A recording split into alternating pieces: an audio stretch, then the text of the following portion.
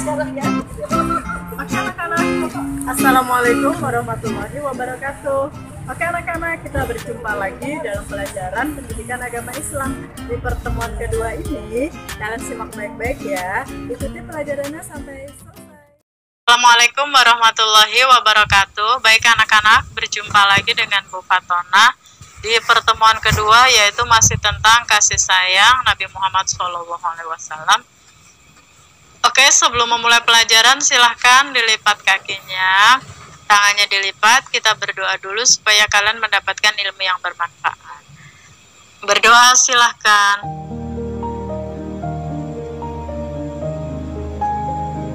Berdoa selesai. Oke anak-anak, langsung saja kita mulai pelajaran kita hari ini. Bismillahirrahmanirrahim. Kasih sayang Nabi Muhammad SAW bagian kedua. Yang akan kita pelajari adalah kasih sayang terhadap orang tua. Rasulullah SAW sangat memuliakan orang tua. Salah satu orang tua yang mengasuh Rasulullah kita sewaktu kecil adalah pamannya, yaitu Abu Thalib. Meskipun pamannya ini sudah tidak memeluk agama Islam, tapi tetap saja Rasulullah sangat menghormati dan menyayanginya. Menyayangi orang tua termasuk akhlak terpuji, juga hukumnya wajib. Jadi paman Nabi ini karena dia tidak beragama Islam, ketika dia meninggal dunia dia pastinya akan dimasukkan ke dalam neraka. Karena saking sayangnya Rasulullah kepadanya, maka Rasulullah tidak ingin api neraka menjilat kulit pamannya ini. Karena itu Rasulullah mengolesi seluruh tubuh pamannya ini dengan air liurnya, karena air liur Rasulullah itu dapat memadamkan api neraka. Tapi qadarullah, karena dia mati tidak beriman kepada Allah, maka api neraka masuk lewat celah-celah kubunya. Seperti itu anak-anak ya, kisah paman Rasulullah SAW, bukti cintanya Rasulullah kepada pamannya. Kemudian kasih sayang terhadap saudara. Nah, Rasulullah SAW sangat juga menyayangi keluarganya. Jadi kita pun harus menyayangi keluarga kita seperti kakak, adik, sepupu dan lain-lain. Jika orang tua lagi sibuk, kita harus membantunya dengan menjaga adik. Jika adik sedang menangis, maka kita harus menghiburnya. Adik harus menghormati kakaknya, dan seorang kakak harus menyayangi adiknya. Nah, jadi anak-anak, apalagi sesama saudara, tidak boleh saling bermusuhan. Apalagi sampai memukul adik atau adiknya tidak sopan sama kakaknya, itu tidak boleh anak-anak ya. Karena orang yang beriman adalah orang yang saling menyayangi. Terhadap binatang aja sayang, apalagi terhadap saudara.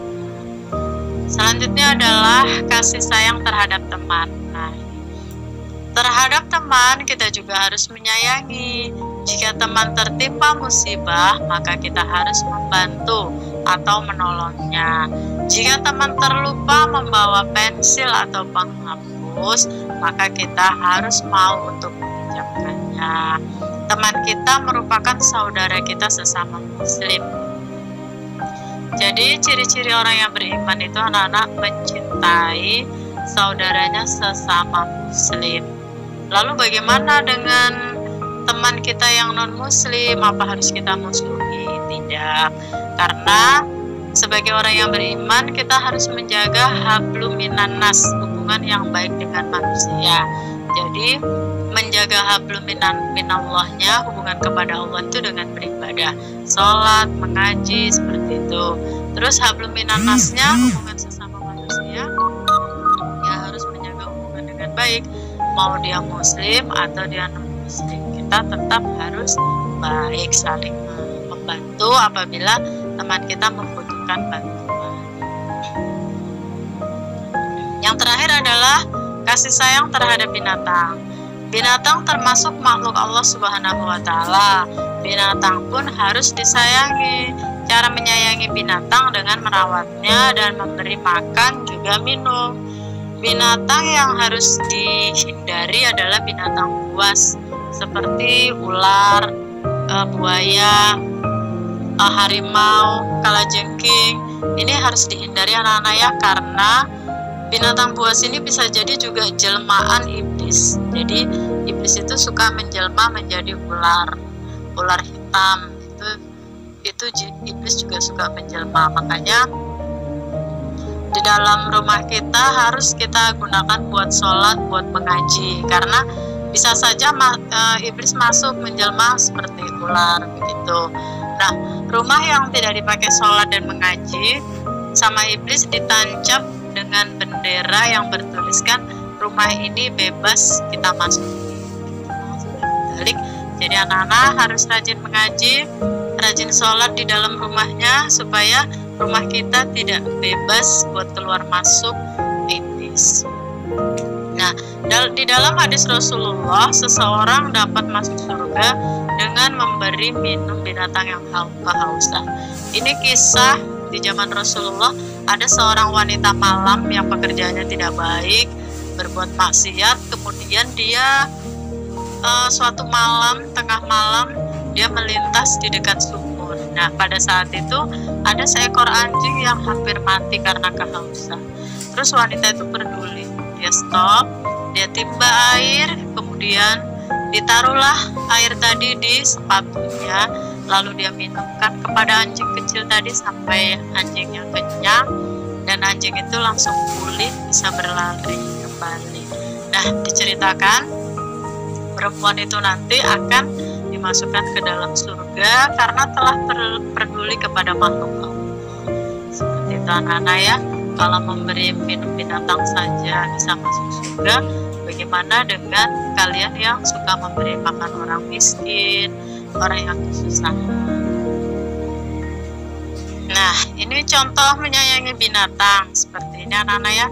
Jadi yang disayangin ini bukan hanya binatang yang kita pelihara, tapi kalau ada binatang liar yang kehausan atau kelaparan, kita juga harus peduli.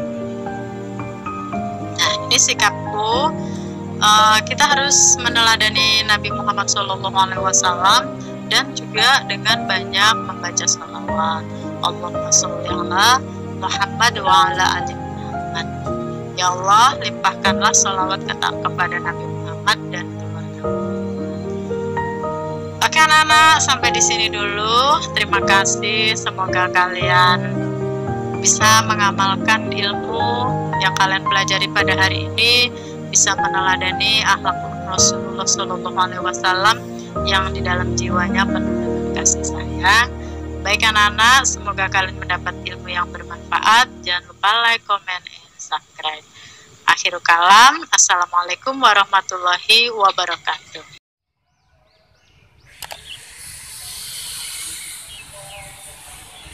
Oke anak-anak, kalian sudah mempelajari pelajaran agama pada hari ini. Semoga kalian bisa mengamalkan ilmunya. Akhirul kalam, assalamualaikum warahmatullahi wabarakatuh.